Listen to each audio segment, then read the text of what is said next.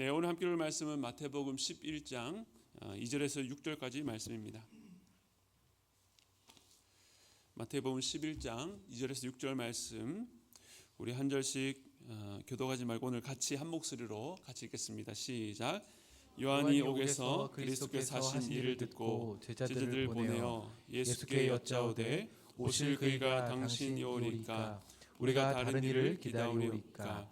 예수께서 대답하여 이르시되 너희가 가서 듣고 보는 것을 요한에게 알리되 맹인이 보며 못 걷는 사람이 걸으며 나병 환자가 깨끗함을 받으며 못 듣는 자가 들으며 죽은 자가 살아나며 가난한 자에게 복음이 전파된다 하라.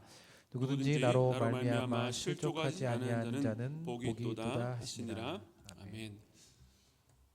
네, 예수님께서 12 제자들을 세워서 천국 복음을 전파할 것을 명하신 다음에 여러 동네에서 가르치면서 또 전도하기 위해서 그곳을 떠나셨다라고 하고 오늘 본문이 시작됩니다. 물론 이전에도 예수님께서 천국 복음을 여러 동네에 돌아다니시면서 증거하셨지만 이제는 이 사명에 함께하는 제자들과 또 함께 복음을 선포하는 그러한 사역의 전환기를 맞이하게 된 것입니다. 이 모습은 마치 예수님께서 십자가에서 죽으시고 부활 승천하셔서 오순절 성령 강림 이후에 사도들과 또 교회들을 통해서 장차 일어날 일을 미리 당겨보는 것과 같은 예고편과 같습니다. 오늘 본문은 이러한 중요한 시기에 세례 요한이 제자들을 통해서 예수님께 보내서 질문한 일을 기록하고 있습니다. 세례 요한이 처음 등장했을 때에 당시 레위인들 종교 지도자들이 사람을 보내서 그에게 물었습니다. 내가 누구냐? 내가 엘리야냐? 혹은 그리스도냐? 그 선지자냐라고 그의 정체를 물었습니다. 그리고 세례 요한이 죽고 난 이후에도 누가복음 20장에 보면 대제사장과 서기관과 장로들이 예수님께 와서 그의 권위를 물었을 때에 예수님은 오히려 그들에게 요한의 세례가 하늘로부터냐 아니면 사람으로부터냐라고 되물으셨습니다.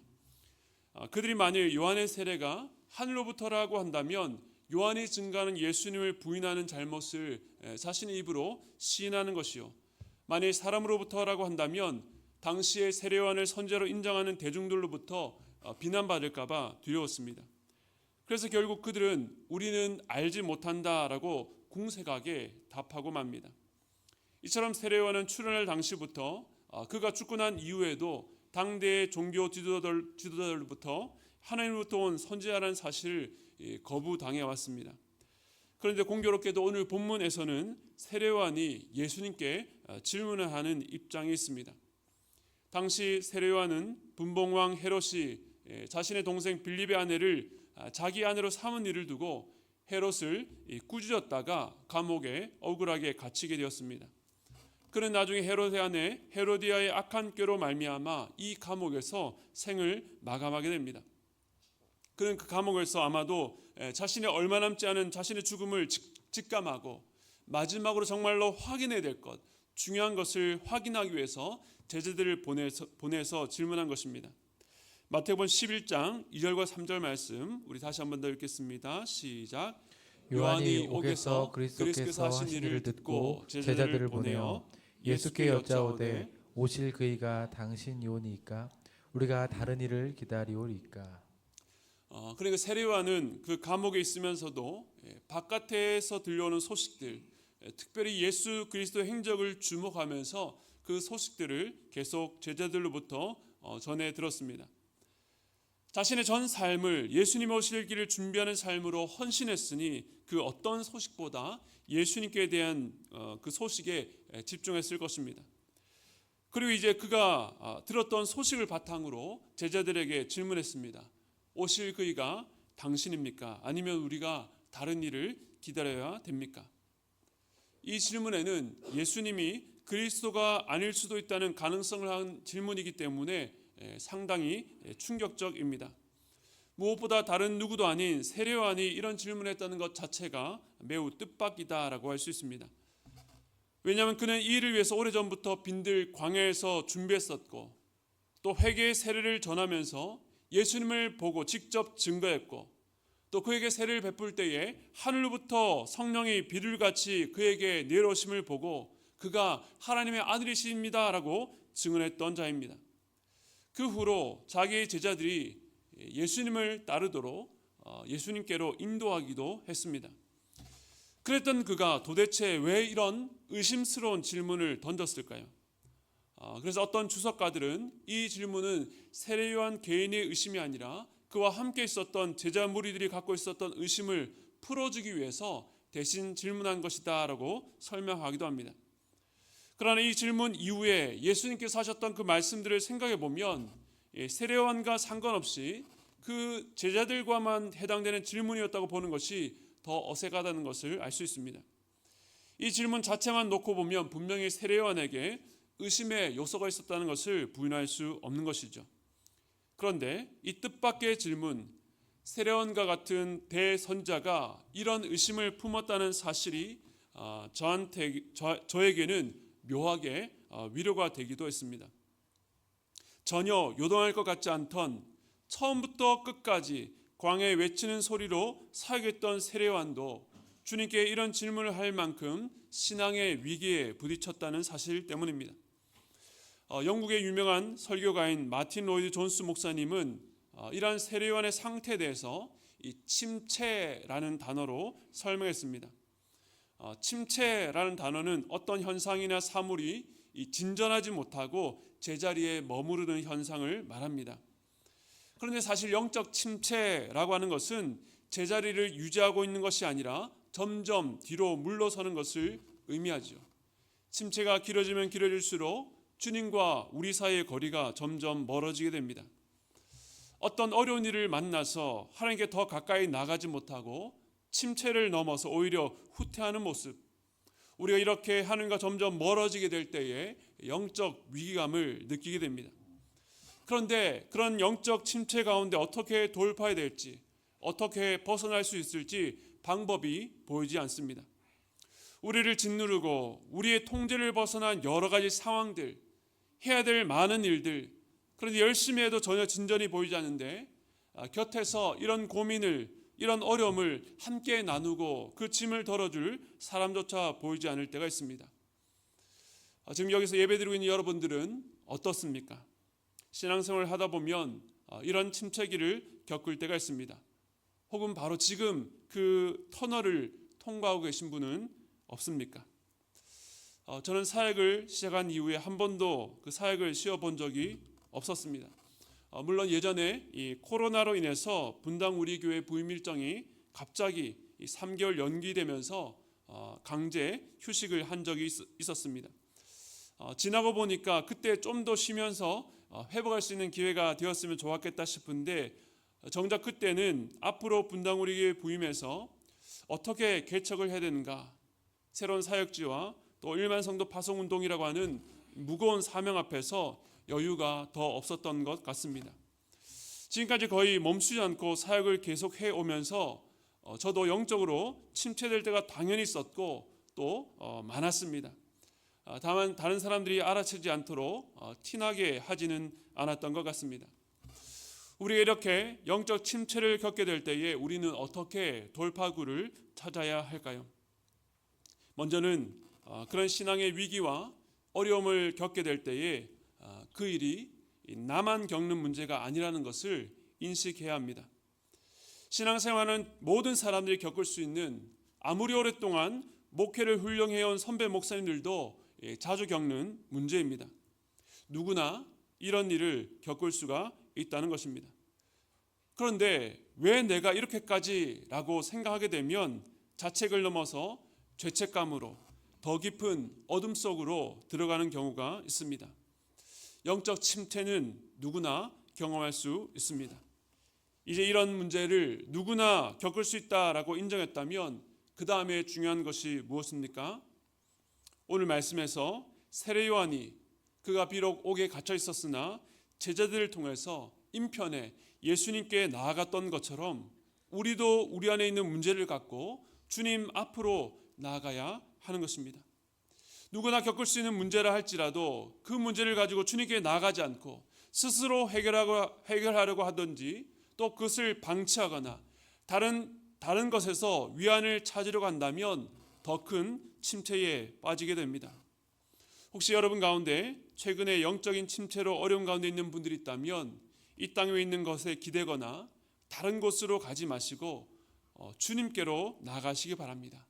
주님께 나아가야 회복이 시작되기 때문입니다. 그러면 이제 세례요한이 어떤 어려움 속에 이런 질문을 하게 되었는지 함께 살펴보겠습니다. 먼저 우리가 예상할 수 있는 것은 지금 그가 처한 상황입니다. 세례요한은 지금 감옥에 있습니다. 조금만 더 견디면 풀려날 수 있으리라는 희망도 보이지 않았습니다. 자신이 사역할 때는 수많은 사람들이 그에게 몰려들었지만 이제 예수님께서 사역을 시작하면서 많은 사람들이 자신에게서 예수님께로 옮겨갔습니다. 이제는 점점 사람들에게 잊혀진 것 같고 무엇보다 이 상황에 대해서 하나님께서 그에게 침묵하시는 것 같았습니다. 그러나 그가 단지 자신의 처한 이 열악한 상황 때문에 주님을 의심했다라고 보기엔 지금껏 그가 살아왔던 삶의 발자취와는 거리가 너무 먼 것 같습니다. 그 이면에 더 깊은 이유가 있을 텐데 어떤 문제인지 우리 예수님의 답변을 통해서 함께 살펴보겠습니다. 마태복음 11장 4절과 5절 말씀 우리 함께 읽겠습니다. 시작. 예수께서 대답하여 이르시되 너희가 가서 듣고 보는 것을 요한에게 알리되 맹인이 보며 못 걷는 사람이 걸으며 나병 환자가 깨끗함을 받으며 못 듣는 자가 들으며 죽은 자가 살아나며 가난한 자에게 복음이 전파된다 하라. 아멘.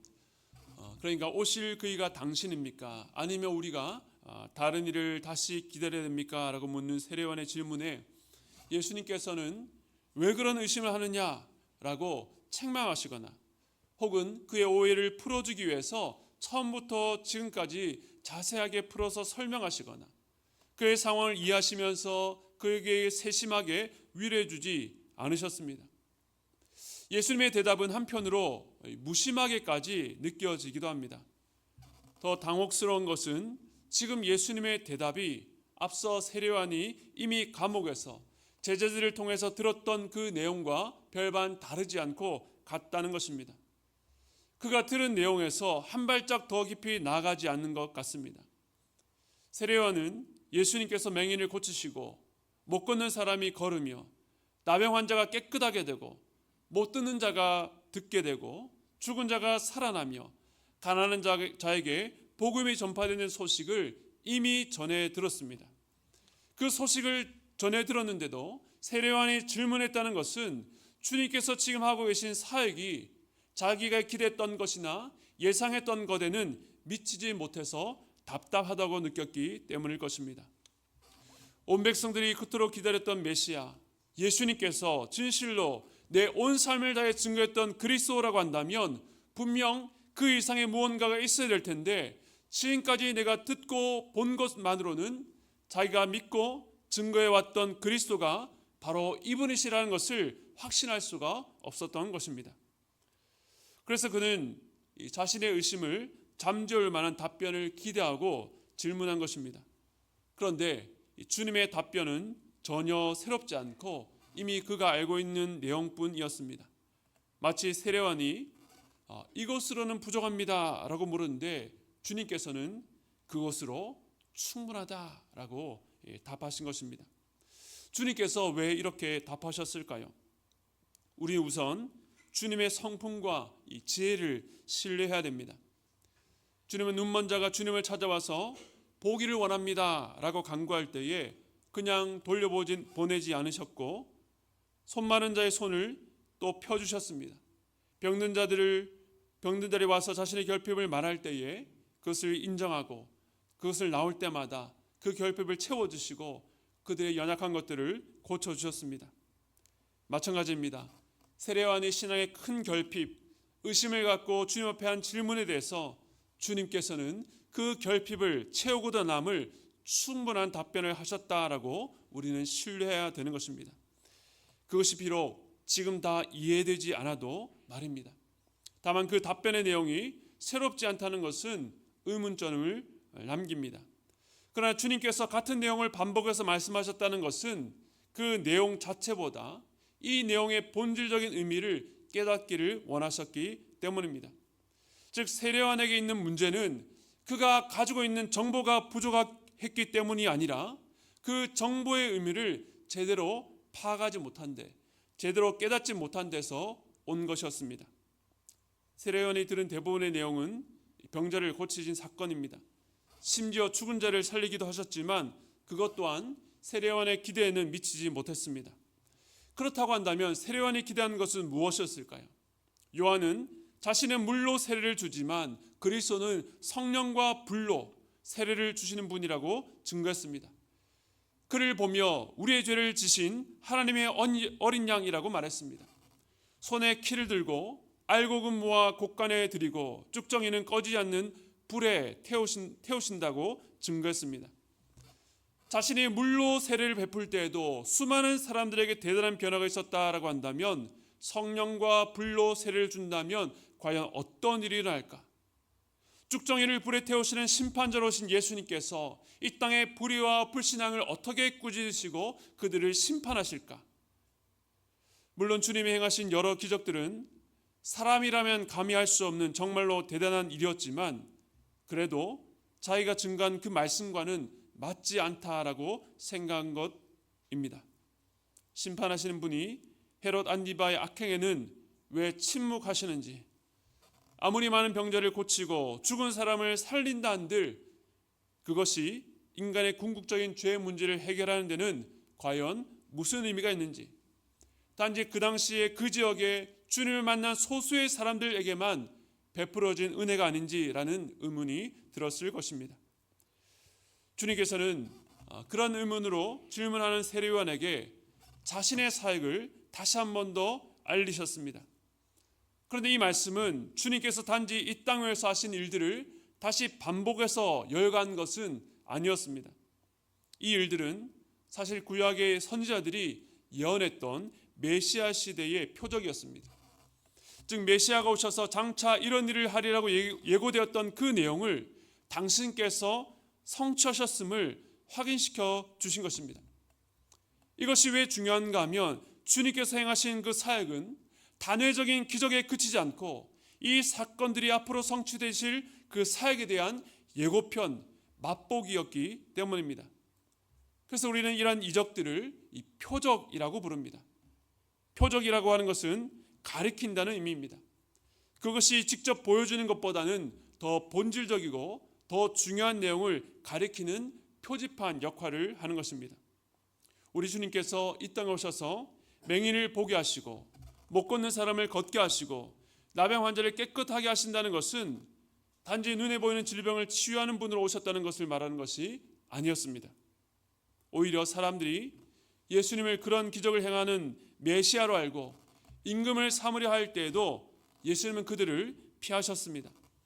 많은 병을 고치시면서도 그 사람들에게 이 사실에 대해서 더 많은 사람들에게 알리라, 내 능력을 많은 사람들이 알게 하라고 하지 않고 절대 다른 사람들에게 알리지 말라고 경고하셨습니다.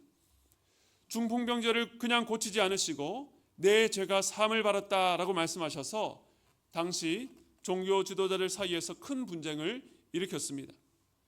다른 날 고치셔도 되는데 굳이 안식일에 많은 사람들이 보는 가운데 병자를 고치셔서 종교 지도자들의 공분을 일으키기도 했습니다. 즉 예수님의 여러 이적들은 장차 본질적으로 성취할 사역을 가리키는 표적이었지 그것 자체가 목적은 아니었다는 것입니다. 눈이 어두워 보지 못했던 맹인이 보는 것처럼 장차 주님께서는 영적으로 보지 못하는 자들의 영안을 열어 보게 하실 것입니다.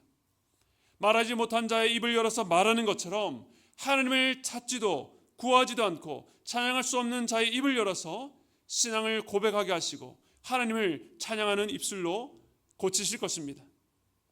나병 환자를 정결케 하신 것처럼 자신의 죄로 말미암아 부정해져서 걸어가신 앞에 결코 설 수 없었던 자의 죄를 용서하셔서 깨끗게 하시고 하나님 앞에서 정결한 자로 세우실 것입니다. 즉 세례요한의 눈으로 볼 때에 예수님은 육체적 질병만 돌보시는 것 같았지만 실제 주님은 그 질병에 있는 더 깊은 원인, 바로 죄의 문제를 치유하기 위해서 오셨고 그 표적 이면에 있는 참된 뜻을 깨닫도록 다시 한 번 더 말씀하신 것입니다. 그런데 세례요한에게는 아직은 주님의 사역을 보고 그 참된 뜻을 파악할 수 있는 눈이 없었습니다. 왜냐하면 그는 아직 구약시대에 속한 자였기 때문이었습니다. 비록 예수님을 직접 보고 증거했지만 이 구속사역의 절정이라고 할 수 있는 십자가와 부활, 오순절 성령 강림이라고 하는 언약의 완전한 성취와 완성을 직접 목격하지도 경험하지도 못했습니다. 이것이 구약시대의 틀에 갇혀있는 자들의 한계였습니다. 주님의 사역이 가리키는 참된 뜻이 무엇인지를 모릅니다. 그림자만 보고 실체의 모습을 유추하다 보니까 그 실체된 참된 모습에서 놓치는 것들이 많았습니다. 당시 주님과 함께 다니던 제자들도 마찬가지였습니다. 그들도 십자가 부활, 오순절 성령 강림 이후에야 그들의 눈과 귀가 열려서 이전에 보고도 보지 못했던 것들을 보게 된 것입니다. 우리도 마찬가지입니다.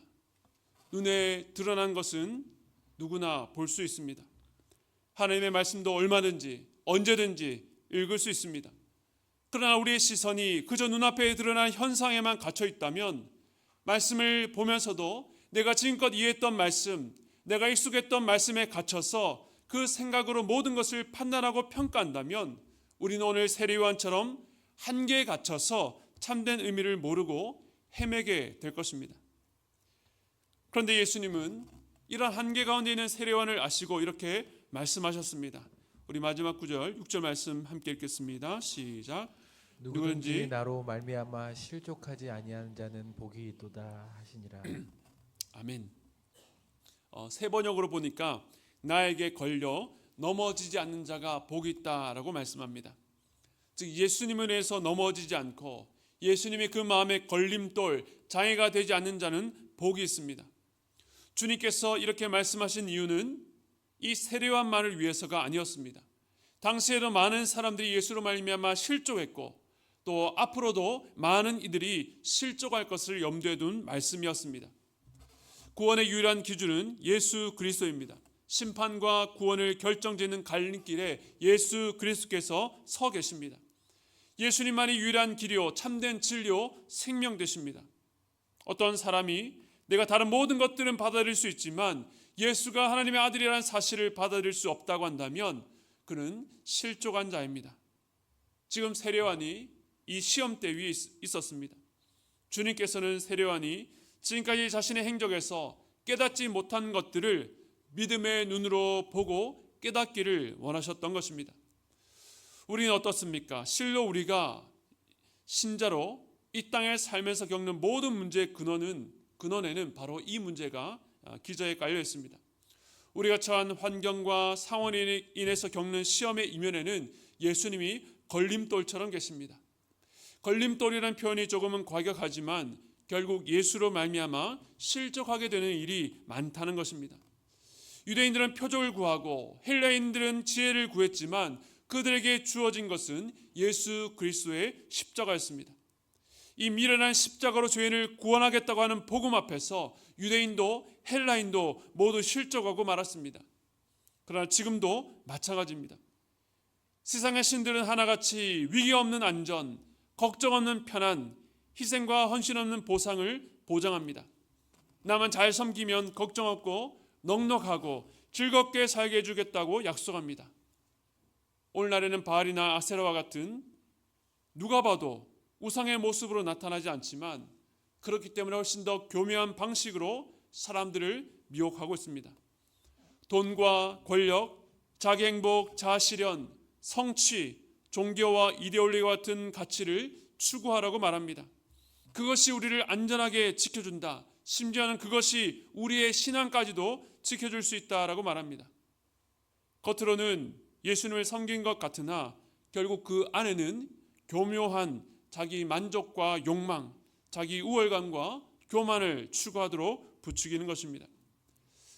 이렇게 헛된 약속이 난무하는 세상 속에 힘과 능력으로 굴복시켜 정복하지 않고 십자가를 지고 죽음의 자리에 기꺼이 서신 예수님은 걸림돌이 될 수밖에 없습니다. 이 세상은 말이든 논리든 선행이든 돈이든 능력이나 권력이든 무엇이든 사용해서 이겨야 된다라고 말합니다. 그러나 그리스도의 길, 예수님께서 걸어가신 길은 죽는 것입니다. 죽으면 억울해서 어쩝니까? 내가 죽는다고 뭐가 해결됩니까? 그러나 주님과 함께 죽는 것이 사는 길이라고 말씀하고 있습니다. 이 길과는 너무나 반대되는 세상의 영향 아래 살다 보니 우리 역시 예수님으로 인해 실족할 일이 한두 가지가 아닙니다. 아니, 예수님이 살아계시다면 왜 내 삶 속에 이런 일을 겪게 하실까? 예수님이 왕이시며 심판자이신데 왜 세상이 이적용이 되도록 방관하시는가? 왜 세상은 이렇게 혼란스럽고 무질서한가? 내가 사랑하는 사람들에게 왜 이해할 수 없는 고통이 가중되고 왜 악인은 갈수록 잘 사는데 가난하고 불쌍한 의인들이 괴로움을 당해야 되는지 마음에 분을 품기도 합니다. 그럴 때 우리가 어떻게 해야 됩니까? 그런 영적인 침체 속에 우리가 나아가야 될 곳은 어디입니까? 다른 길은 없습니다.